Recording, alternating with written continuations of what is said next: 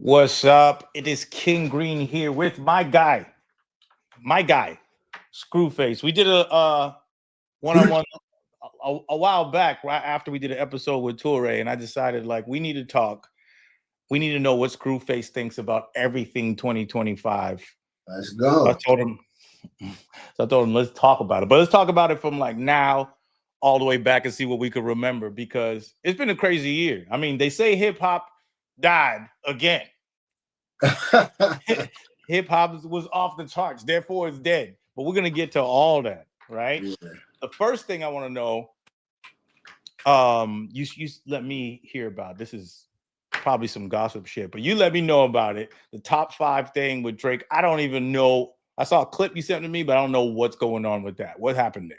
Because I have no idea. Okay, so you remember top 5, right? Obviously the guy. Yeah. So, and you know how he was like even saying like, oh yeah, I'll unalive Kendrick and all that stuff for Drake and how hard he is riding for Drake. Crazy. So apparently, he was beefing with this other Canadian artist named Pressa. You know Pressa? Yeah. So they're beefing for whatever reason, and Drake is cool with him. So Drake posts Press's album, and top 5 gets super mad, like, you know, you're posting the Ops album, and apparently the song that he had posted, or he posted a music video that was a direct diss to top 5, and Drake posted it. So top 5 said F him, and then said he's playing Kendrick Lamar. He posted Not Like Us on his Instagram. He started saying like he agrees with everything Kendrick was saying. Drake's a goofy. He's a weirdo. The Chubb stuff is real. He was just going off. He was just going off. It was going off. And the reason why, obviously, this one hits a little different, because this was somebody who was supposed to be very close to Drake.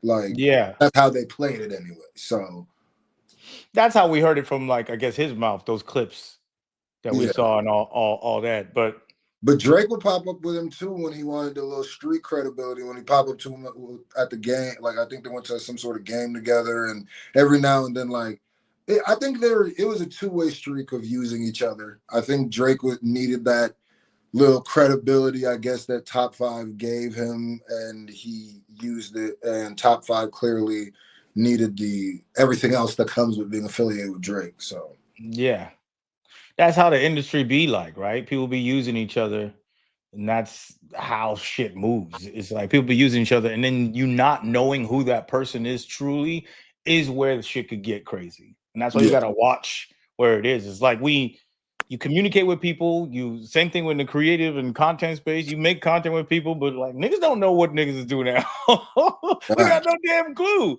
But people will see you with them and be like, "Oh, y'all boys, y'all be doing the same dirt." You know what I'm saying? It's like no. Well, the crazy part about it too is, you know, there's no heroes in this. I don't care about either party here really. Yeah. But I did understand where top 5 is coming from. What was he saying exactly? Okay, because if it was anybody else, I would say, okay, you're kind of jumping out the window. People are going to say you're jumping out the window. But since specifically Drake was going so hard at anybody who was showing support to Not Like Us, and specifically Drake was the whole LeBron thing was going this hard because he was showing support to somebody who he's been friends with too. He of all people should know that if you do that, then now it looks like you were just waging war on anybody that looked like they were supporting Kendrick. Then you're gonna push my op, and you over here going through lovers' quarrels with LeBron because he showed up at the show. You really put money in his pocket, because a lot more than LeBron did, because Drake posting that album, because he posted Press's album too, made people go check it out. So that's putting direct money into his pocket. So I get where top 5 is coming from, specifically with the Drake situation. If y'all had that relationship, but like calling Drake a hypocrite is like telling me I wear green shirts all the time. It's like it's Yeah, like, what are we talking about? It's like, so yeah, he probably you don't know if he thought about your relationship the way you thought about the relationship. You know what I'm saying? yeah, And it's like that happens a lot of times, especially with the guy who thinks like, yo, I'm the shooter, I'm connected to the guy, and you get a little bit of love. You get to you get to flick up with him at a certain place. He might have looked out you in one space, and now you think that he owes you that loyalty because you had that type of relationship. I can't tell you how many times that happens where yeah, just because an OG, someone in a bigger position shows you some type of love, and now you're like, yo, do this for me, and they don't do it. They're like, oh, fuck you. It's like, that nigga don't know you. Y'all don't know each other. yeah. You know what I'm saying? But yes, I mean, is Drake a hypocrite? Come on now. No, like, come on, like, what are we talking about? But Yeah. anyway, moving from that and thinking about like industry shit, something that recently, and me and Tori just dropped our video, which y'all should see. They'll be linked up to this too, about reacting to the Diddy documentary. Mm. So, what do you think about it? What were your thoughts about the whole thing? 50 producing it. Was it enlightening to you? Because there's things you didn't know because you're like Diddy's been here for before you was around, right? So Mhm. it's like how did you react to it? Well, I watched y'all clip. Well, I mean it's an hour long. I watched that. That was dope. But one thing, this is just a random tangent off of watching that clip. Um, I know you don't be on like Twitter and stuff, but like Torre's kind of semi going a little viral right now on Twitter because people are just realizing that he was the one that interviewed Biggie on that Yeah, clip. Like that part is going, and yeah. because I'm seeing I saw some people tweeting like He's been doing this for a long time. yeah, like people just like thinking that these guys are just popping up on YouTube or something like that. And I was just like, yeah, I literally remember watching Torre on MTV. Like so that's just a random thing. I didn't know if y'all knew that was happening on Twitter, but it No, is. we didn't. So But I'm gonna be real. Of all, I look at myself as a hip hop historian. I did not remember that it was Torre that did that interview. That is crazy to me. That was like he's in the documentary twice. twice. Yeah, I saw that. I didn't He's realize. interviewing who was it? Diddy, I think, in one Yeah, spot, Diddy, and it was Diddy, and then and then he's I was watching with my wife, and when Paul was like, "Oh, look, it's Torre." That dude's crazy. that nigga just be there. He's Yeah, been here. He's been here, yeah, and he has done a lot of the journalism and seen a lot of the things, and people are going in on him. And as always, he don't be looking at shit. The nigga do not. yeah. He just be going. So they'll be No, it's telling just I him. feel like Gen Z is just finding out Torre on Twitter. It's like they're just finding out. Like, wait, so he's not just a YouTuber. He didn't just start doing this during the Kendrick and like that's like a real thing. I saw multiple people saying that stuff, and I was just like, wow, that's just That's crazy. wild. Yeah, that's wild. People on TikTok think he's just a TikTok. Yeah, it's crazy. But yeah, the Diddy documentary, I actually just finished it watching because it took me 2 days. I watched the first two episodes and I watched the last two episodes. Um, I I learned because like I said, I look at myself like a hip hop historian. I knew a lot of the stuff that was in there. I learned a few things. I even know about the city college and all that stuff because I've been watching like the Gene Deal interviews and stuff like that. So I've been Yeah. knowing about stuff like that, which I was surprised he wasn't in the documentary. But I did what I feel like there was like a few things that I learned, but I think the way they put it together was like a masterclass. I think they did it perfect. Like for what image and message they're trying to get across, they put it together good. Mm-hmm. Um, one thing I'm not liking too, because I feel pretty strongly about the Diddy stuff. I'm not liking how people are turning it around on 50 Cent. Like it's like, oh, 50 Cent, why are you trying to kick a black man while he's down? Um, Yeah, I because don't. I agree that I hate that whole perspective. Like we made our video, and then some people don't even understand it. We made our video just talking about the documentary itself, mhm, like understanding Diddy, and who he is and how you should feel about him, just watch that Cassie video. I don't need anything else. That's what I was. There's evidence of who he is for me to be like, I'm off you, period. I don't need anything else. But now when we're talking about documentary and particulars, we can have conversations. We're grown-ups. Where I'm looking at a documentary, which is a piece of art with a narrative, and I can tell you if I like it or not. Do I think it's well done and all that? Because that's something that's being created. The facts that we actually know, because there's only few facts that are just clear facts, right? Certain things you could speculate on top of facts, right? That he beat her on camera like she was an animal and didn't give a damn. And she laid there like, I've been here before and I'm just waiting for it to stop. Yeah. I can't deal with that. Personally, I see that. So I'm off that. So now if you watch this and be like, he's kicking 50 Cent's kicking 50 Diddy when he's down. We watched him kick a woman when she was down. Like literally.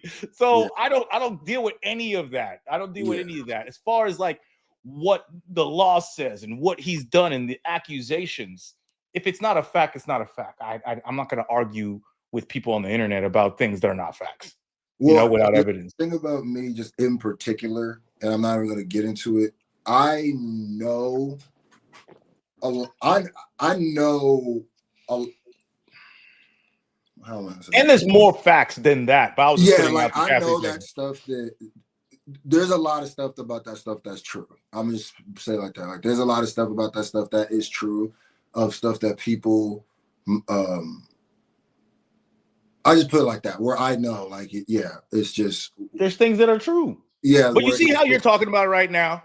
Yeah. You see how you're talking about that?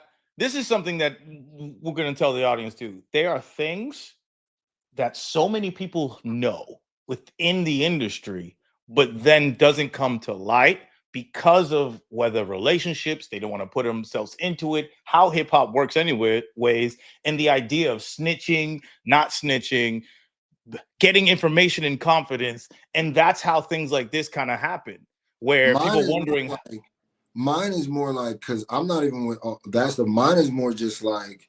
Not to say that you need to be talking the same shit right now, my nigga. No, if somebody doesn't come out and speak, it's not my place to speak for them. You know what I mean? But he's a monster. Like I'm gonna just put it out there. Like nobody gonna tell me specifically any different. He's a monster. So that's I'm gonna just put that out there, and that's just how I feel. But the documentary you thought was great. The documentary was great. I think the thing that is also weird is that people are acting like 50 Cent is the main producer or the creator of it, and he's just an executive producer. And it's also funny because nobody even knows who the other producers are.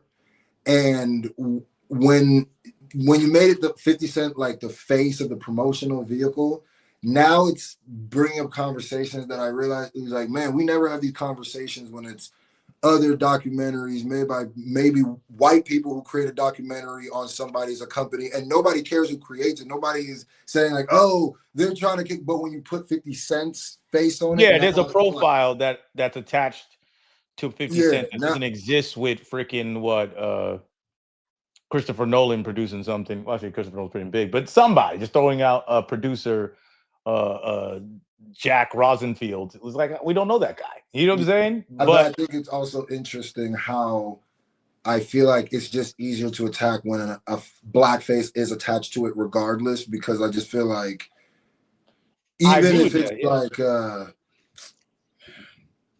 you're right, where it's like when there's a main face attached to it like that, then you can go at it compared to like a company. But I feel like sometimes like because it's 50 Cent, he's an executive producer, people are almost wanting to discredit parts of it as if he actually made it, but he didn't make it. Like he didn't. Yeah, he didn't. There's a director, there's a writer, there's an editor, there's a producer. Yeah, there's the executive producer. There's so many people involved in doing that. Then there's the people telling the story and giving the information. You know what I'm saying? Yeah. And then what they can use, what they can't use, what they got authorized to use. Because some people you interview and they're like, nah, I don't want you to use that. You see what I'm saying? There's so much. And then you have to put that together with a story where you might have been anchoring this part of the story on this and couldn't do it. Either way, I agree with you. When you bring in the 50 Cent race and all that aspect, that's guaranteed. That's true. That like And it's usually from people that look like us that are going to be tearing people down. It's not like, you know what I'm saying? It's like that's usually where the negativity is coming from, especially like you said, when someone's like, oh, this person's tearing this black person down and all type of stuff. It's like, I don't know what we're supposed to do in a point if we're looking at somebody do something wrongfully or whatever. The documentary for me, like I said, some of it was enlightening, but the really just being able to see this man be in all of these instances, they're all things we remember and we know he was there in all of those violent situations, whether it's the label situations, he was there. Like we know that. And then Yeah. when you see it all put together, whatever the narrative that the thing is pointing out, we know the facts that are in there. And that's the issue. It's like, oh shit, this shit's fucked up. And then with the new footage and how that's connected, like I said, I was looking at a man that was guilty and going to prison in my eyes. You know what I'm saying? No, So that new footage was crazy to me. that was crazy. That footage That is one part, I was telling this, and he said it in our clip. I was telling Tora. You remember the part where he he was talking about the girl in Dawn. I'll say her name, Dawn in Dirty Money. He goes, "Remember that girl, Dawn? She's suing me, bro." Like the way he said that, I'm like, nigga, we know you lying. Like nobody said shit like that. I was like, come on, bro.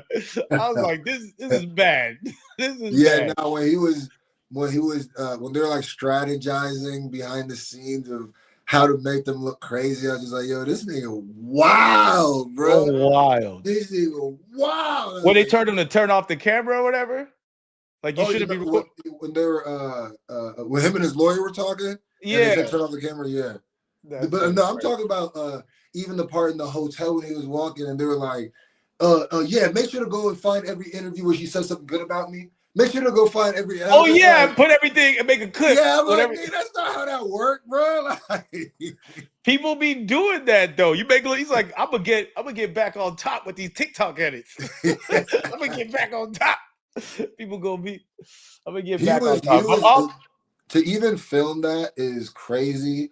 To not pay the person who filmed it is even crazier. I'm not gonna lie to you. Like that goes to show you his level of like getting away with stuff, because why would you leave that in the hands of first of all, why would you record that? And then second of all, when you had the chance to buy it, why would you leave? That's like you record a murder and then you get the chance to buy the footage and you're like, nah, nigga, go ahead, you hold that. Like what you think about to happen?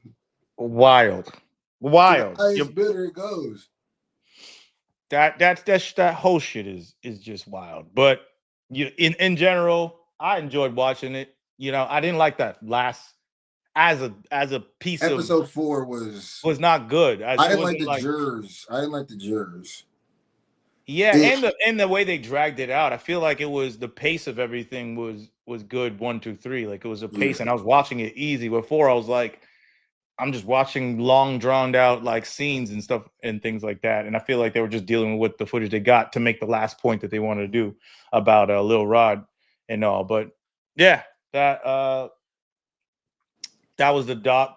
Otherwise, other news, my guy, Pusha T, he said something about battles, which I'm interested in your thoughts on it. Tell me what he said specifically. He said it on to Vice. So right? He said, I kind of want to actually get the exact quote and not say it off top. Yeah, let's get this. Pusha T. Okay, let me get exactly what he said. So I had that shit up. I don't know where I put it. There it is. I'm gonna share it in a second. We gonna share it. He said, okay, I got like the whole long quote. If you want me, I can read it. Yeah, I got it here. Where? Go ahead, read it. Okay, well, this one that I got here says, in an interview with Consequence, the L. Ron Hubbard of The Cupboard explains that It's not the same ransom anymore, which I felt was the greatest quote ever. I've been using that ever since. It's not the same ransom. Woo! That's hard. But back in the day, to me, it feel like it could be career ending. Now it's not.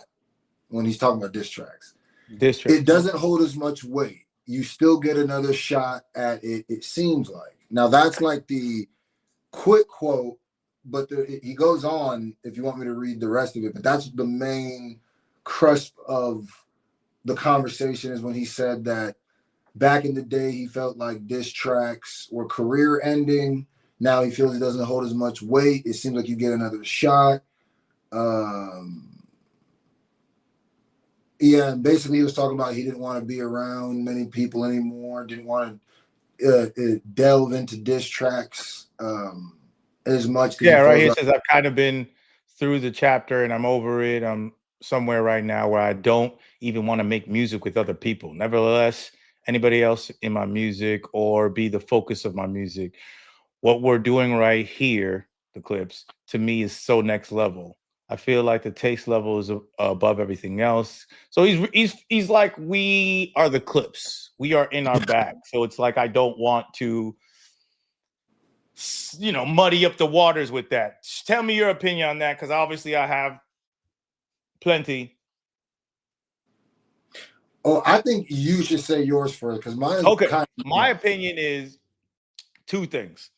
mm-hmm. I think there is Pusha T.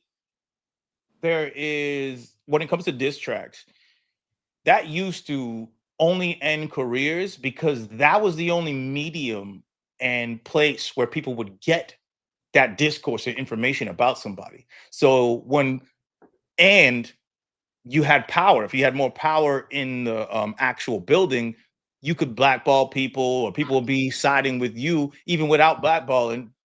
To take LL Cool J, for instance, that diss track is a record that a label had to approve. They made a music video. They get Mike Tyson on it. We're talking about Cannabis's diss track, second round knockout. It comes out. Now everyone's like, oh shit, what's LL gonna do? LL doesn't even make a big deal about it, but he puts out a whole street type record, says 99% of your fans don't exist.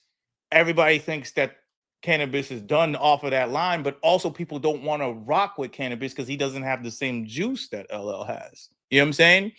And that allows for that battle to kind of paint Cannabis in a certain way. And then he doesn't make hit songs. He's not being, pushed by the label, all that beyond his own personal shit and how an artist works. I'm saying that's the story and narrative within the culture. There's other things now that help a narrative build about a battle. And that's why I say it's different. And I understand where he's coming from, where it's like, yeah, you could have ended somebody's career, but Jay-Z's career didn't end after Nas put out Ether. Jay-Z got bigger. So when was this time that it happens? It's about your access and the narrative that was being made within the culture. So I don't 100% agree with that there was a time where shit got ended. I think certain people got ended because of what happened. You know what I'm trying to say? And it's like Drake, that's the closest you probably could do to end Drake. What happened to him? Like my brother was a literal fan of his music and now does not listen to it. Music. Like, what else can you do? Like, what are we doing? Like, he was like, I used to listen to his music and now it doesn't sound right. It doesn't feel right. That's him. And that's a fan. And he's just a casual listener. He doesn't give a fuck about shit. It's like, oh, we off that because of this. I agree with his point, and now I don't want to listen to your music because I agree with his point. That's, I think, always been the situation. So I see where he's coming from, but I think it's case by case with the whole end career thing. That's all on that part.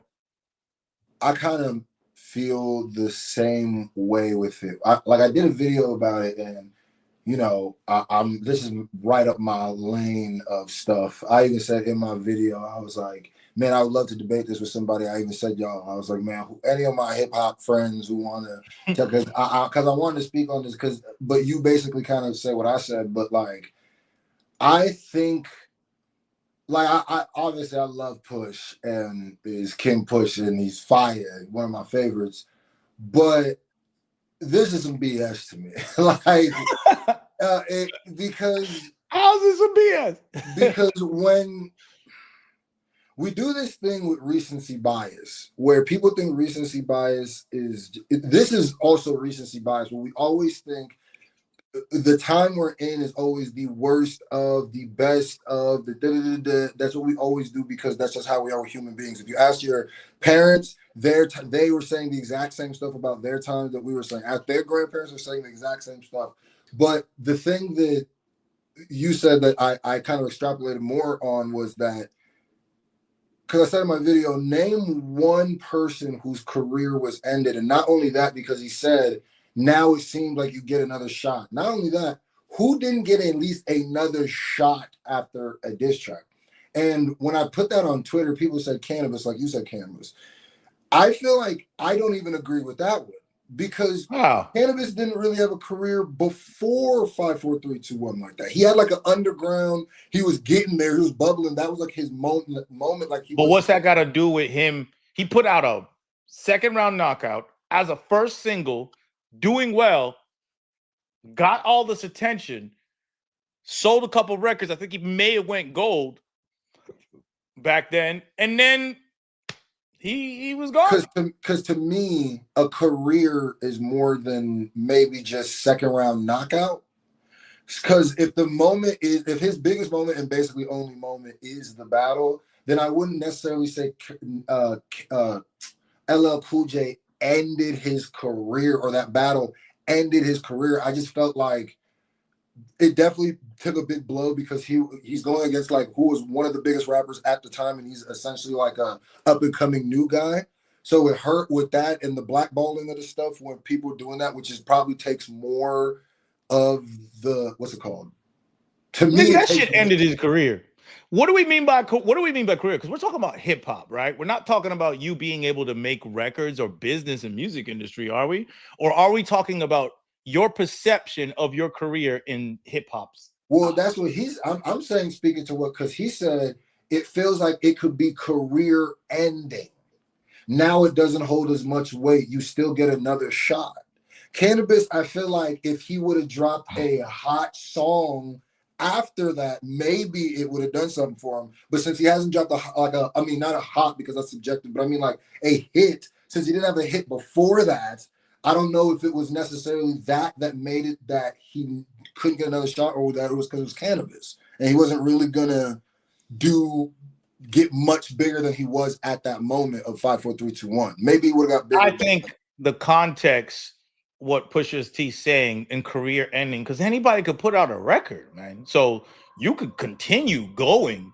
I think the context of it is like you are at a certain level and then you are no longer at that level or you're not in a conversation, then that is career ending.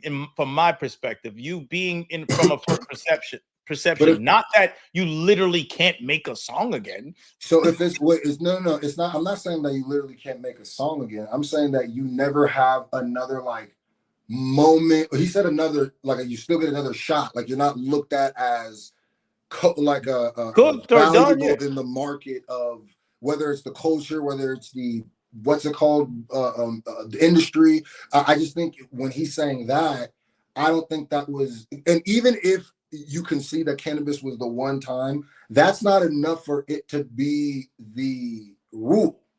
For him to say that back in my day, this is what would have happened when you can't really name a time. If Ja Rule had New York after the 50 Cent stuff, if Jay-Z after Ether, and Ether became a literal word in the Webster's dictionary, so now we say things get ethered. If all these people, like, I can't really think of anybody besides that cannabis, and I still argue that it wasn't necessarily that. I think that hurt him, but like that's neither here nor there. Ja Rule got hurt. No, Ja Rule got hurt, but his career didn't end. He still had I'm from New York. Yeah, I think we're stuck on the career ending thing where I'm like, his career, this is Ja Rule's career. Terrible amount of hits. We're talking about the most immense amount of hits. Murder Inc.'s running everything. 50 Cent comes, that run stops. Well, then So if we're talking about that, then that's still wrong, because that's if it's just about your momentum or you're no longer looked at the same. That continues to happen to this day. Drake is not looked at the same that's now. why I said I disagree with him. Is like Drake is not looked at the same. He's had that Nokia hit, right? And I don't know what this new joint he's gonna drop is gonna do, but I don't think it's gonna do But Drake. even if it does, because you said like, because we're either talking about like the industry or we're talking about like culturally. Even if it does do numbers culturally, Drake, it is not in the same conversation he was before. Yeah. So, and if we can go through all the battles, technically for a while, Jay-Z, like Ether is like the one thorn in Jay-Z's spine, and you know it is because he's done things petty since then, and like every time Ether got brought up in interviews, he'd be like, "Yeah, Ether's great, but I mean, honestly, I just think Takeover's better." Like you could tell it's still like, and Jay-Z's like my Yeah. favorite rapper, but you could tell it still bothered him. So what I'm saying is, I both But ways. it didn't do shit to him though. Yeah, but both ways you look at that conversation, whether we look at it on numbers, I mean, like industry wise or culture wise, I still think that it's BS, because even if the one time that it happened on one side was cannabis, but no, it wouldn't be the one time, because if it's conversational, then it's. I just think that What about what we're MGK, doing is Eminem, White on White Violence, MGK and Eminem, MGK went on to have a #1 album after that. a #1 rock album. That's an album. Like MG. Here's the thing about MGK. But here's the thing about MGK. First of all, I like what MGK did. I like the Laney with. I even like the pop shit he did. There's no hate on MGK as far as like him going, but I'm just trying to say, let's be real. What? The nigga made a rock out. He stopped rapping. He's always been rock. He's always had rock elements into his song. He's had songs for his whole career. But he used to be like a rapper, and that's what people knew him as, just a rapper. Yeah, but I mean, he's still. I mean, what I'm saying is, yes, he did go to different genre and did rock after that. But I do still think that, because he still raps like every now and then, he still drops. Yeah, he still be rapping and putting out videos and raps. I do, but I just don't know how respected in the conversation of like where he was in the. And I like used to work with MGK closely. Like I know, I don't know him, but like I've worked with him a lot, especially on his come up.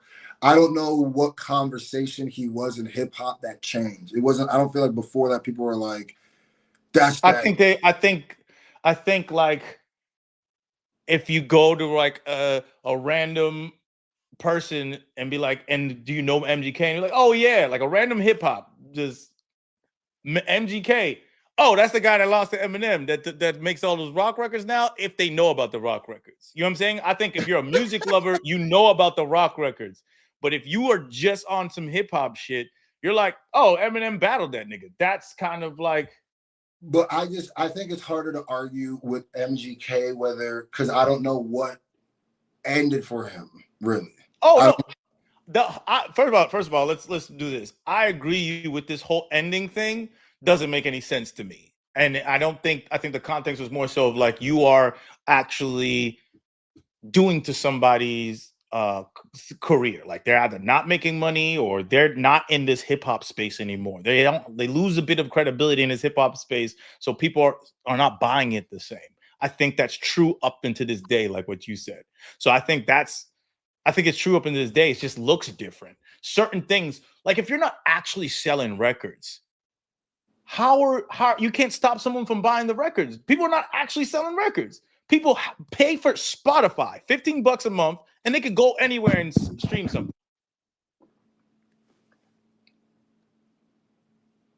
My bad, I smacked this thing. Okay. Let me say this. If you're not actually buying records and you're streaming music, you pay $15 for Spotify.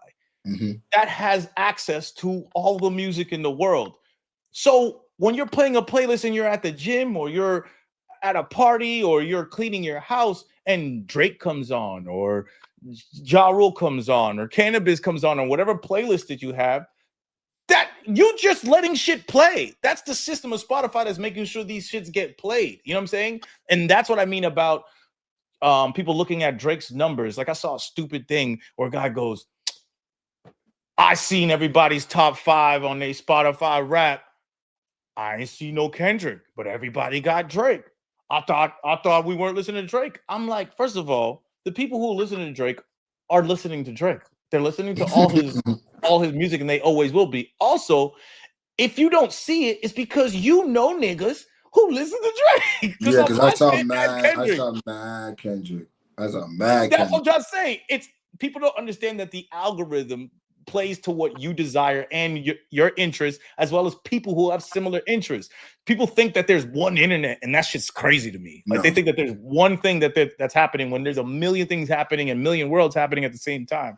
Mhm. And that's what I'm saying about the sales and numbers and all that type of shit.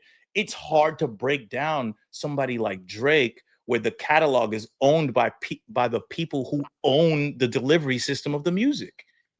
Mhm. I'm not letting Drake not make money. I own all the music that people listen to. UMG owns everything that put him in that top 5, because Nokia didn't put him in that top 5. Views put him in that top 5. More Yeah. Life, fucking all Take Care, all that shit, right? UMG owns it. It's going to be in playlists, and it's going to be in discovery mode, because Spotify benefits from it, as well as Drake and UMG, for having that shit get played all the time. That's how they make money. So I think it's very hard for people ingrained in these systems to lose, and that's the problem. Especially like someone like Drake. We're talking about one of the biggest artists of all time, just by like when we're talking about numbers and metrics. So it's how is that going to lose? They have a vested interest in that shit. But culturally, we just talked about there's people who literally listen to him on Friday. The next Friday, stop listening to that nigga. Yeah, you can just feel it. Like that's cultural stuff. Be feeling it. You feel it that it's a different energy. I just know people who did that. Yeah, that's like it. But even if you didn't, like, you could, like, the same way that you could feel with before social media, you can just feel the conversation of Ja Rule changed after the entire Aftermath episode.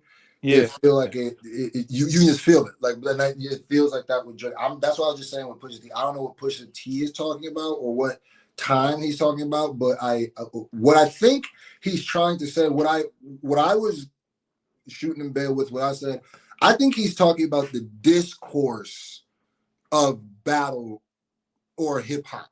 I think he's saying the discourse is dying because, and when he means, what I took by him saying, it seems like he gives another shot, is that stans will never admit when someone lost, because that's, which has also always been a thing, but now we have, everybody is talking at the same But time. they didn't have value before. Before, it's all someone's always going to stand for their fan, for their person that they enjoy or all that. But now it has value because attention has value. So if you say some wild shit and still says there's a million people who are like, yeah, Drake still won, which is the craziest thing in the world, but it gets attention, so that's valuable. That's the whole problem. So I agree with you. I think that's what he's talking about, is that like you're fighting against this wall that just won't come down. You know what I'm trying to say? But and I 100% agree with that. Like I 1,000,000% agree that, and it's not even fandom, it's standom has, and this is what I was trying to get at a little bit, is if there would have been, I do believe that the conversation has gotten worse, but if there would have been social media in the 1990s, it would have been just as bad. But since there wasn't, we didn't get to hear all the weirdest people's takes, and those weren't like because if we had social media back then, it'd still be the weirdest people takes that make people go click on it and engage with it, then they go viral. Yeah, and people are talking about it. Like, but the standom has made it where, and this is in all competition and everything competitive, standom has made it where it almost, and I won't allow him to make enough fun to me, but it almost takes some fun out of it, where there is like a non-conceding of any level, because there's a little bit of fun when it's like when we argue Jay-Z or Nas barbershop. Jay-Z's my favorite over Nas. I can concede he lost. Like, even if in my heart I go, I can make an argument that Takeover is better, I'm gonna go, you know what? Y'all got it. Y'all got it. Y'all got it. But that's what we're missing. And there was like a kind of feel like there was a point system there. But now it feels like it doesn't. I think it was just respect because it was happening in real time. Yeah, So like but I if feel like I respect you, we have a conversation and we have a difference of opinion. Like you think Takeover was better. I'm like, you crazy. It's called Ether for a reason. And I love Jay-Z just as much as you love Jay-Z. yeah, And I thought when Takeover came out, I was like, we got him. We got him. I was like, we're done. Then Ether came. The first time I listened to it, I was like, this is stupid. I was like, this is dumb. But I was hating, and I yeah. listened to it again. I was like, damn, Nas got that nigga. Yeah, and I came to it like after the fact, but it's still and like I said, Jay's my favorite, but like I do concede, like, okay, yeah, he lost that battle, whatever. And maybe it's just the Jay-Z fan in me that makes me want to argue the Takeover. I'll be like, man, but the beat is so much. But I know what's going on. But the thing with it now is that it feels like No, but they'll be hyperbolic. That's all I want to say. They'll be hyperbolic, and it's all comments and all that type of shit. Like there's gonna be somebody, a Drake fan, in the comments right now talking about y'all fucking don't know what the fuck y'all talking about, blah blah. And it's just a concrete comment that is literally the most disrespectful thing possible, and it's hyperbolic. Like it's so exaggerated.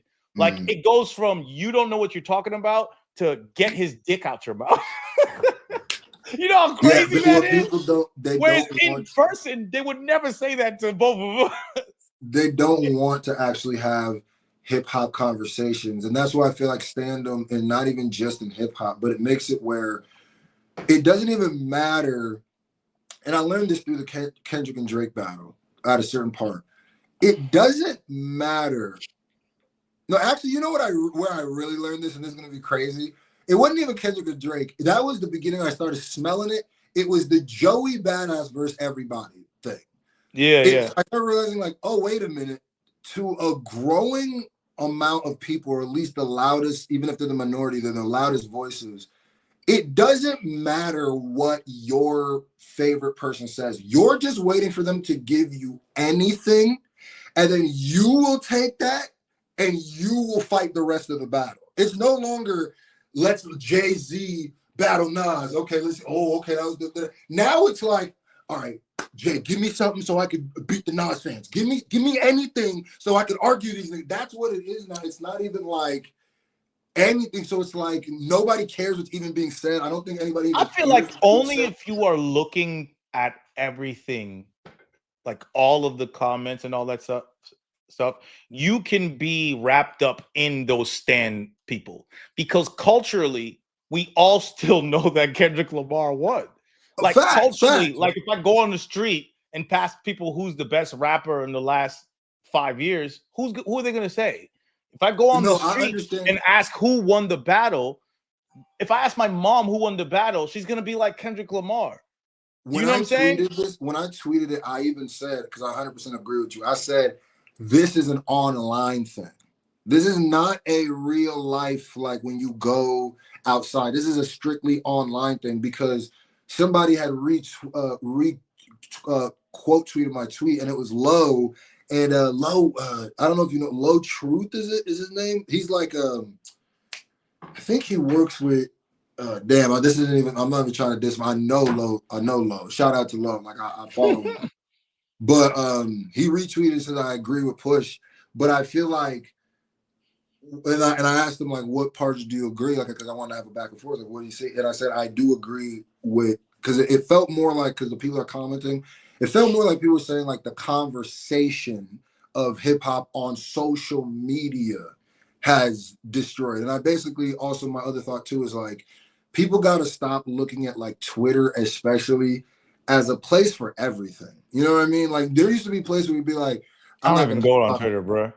That's what I'm saying. Like, but you probably don't even understand. But like the people who are seeing this, they get what I'm saying. Like, if you're not, there used to be places where you did, like, I'm not talking about hip hop with these people, or like I'm not having a debate about whatever. But now it's like where everybody is, social media is such a thing where it's like a public space, and you do get wrapped up in the debates, and then you start realizing like when Elon showed where the people were, there'd be literally people be like, man, don't nobody listen to Kendrick in LA for real. Let's keep it real. That shit propaganda. And then you check, and the person's from Saudi Arabia. That's what I'm saying. Then, like, you got to start unplugging. Let's talk about that, though. let's talk about that. Moreover, in general, just like the culture's so widespread, it's so big. And what we didn't realize, just like that, is that everyone's partaking in this. And then they'll have their own lens, their own cultural lens, their own perspective and view on something that they're not truly privy to. I'ma get $1 million in the bank.